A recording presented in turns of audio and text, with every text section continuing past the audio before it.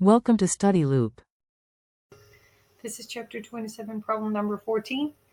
We are given the magnetic field to be 0.128 Tesla along z direction, and we are asked to calculate the flux through the surface ABCD. If you look at the figure, you're going to figure out that the normal vector through that surface, of that surface, ABCD, is along negative x direction. So normal vector is along negative x direction, which means your area vector is perpendicular to the magnetic field vector, which means the angle between them is 90 degrees. Then when we put that information in the flux equation, which is B dot A, and the magnitude of B times the magnitude of area and cosine 90, this gives you 0. So the flux through ABCD is 0.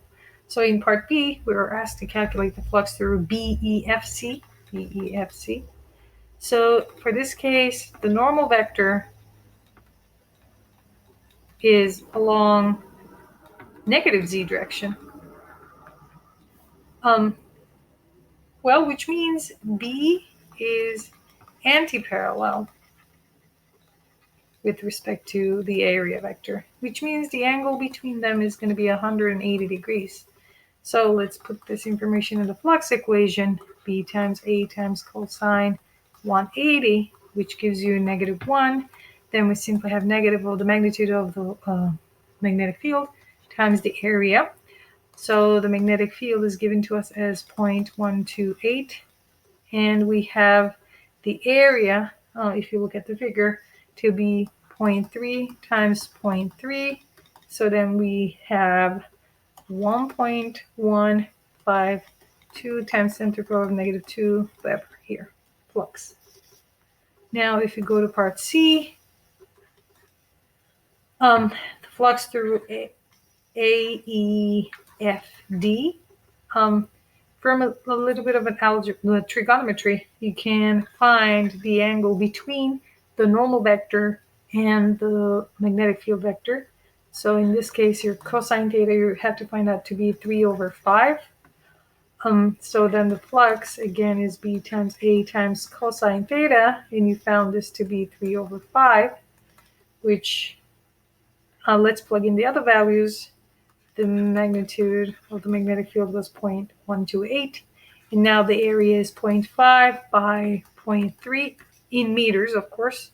So then times 3/5, you get 1.152 times 10 to the power of -2 Weber for the flux through AEFD. So in part D, we are asked to calculate the total flux through all the surfaces that we have. In parts A, B, and C, we calculated the flux through different surfaces that are given, but we didn't calculate the bottom or the top of the figure that is given to us. So you're going to see that the normal vectors are always perpendicular to the magnetic field vector. Therefore, the fluxes are going to be 0. So when you're calculating the total flux, we're basically adding all those 5 individual fluxes through surfaces to each other. As you know, 3 terms are going to come out to be 0, and 2 are, remember, 1 that got in part B was -1.152 times 10 to the power of -2 Webers, and then the answer to part C was positive of the same number, so that when we add them to each other, we're going to get 0. So this is, as a rule of thumb, when you have total flux through any closed surface that actually encloses a volume has to be 0, right? So here we have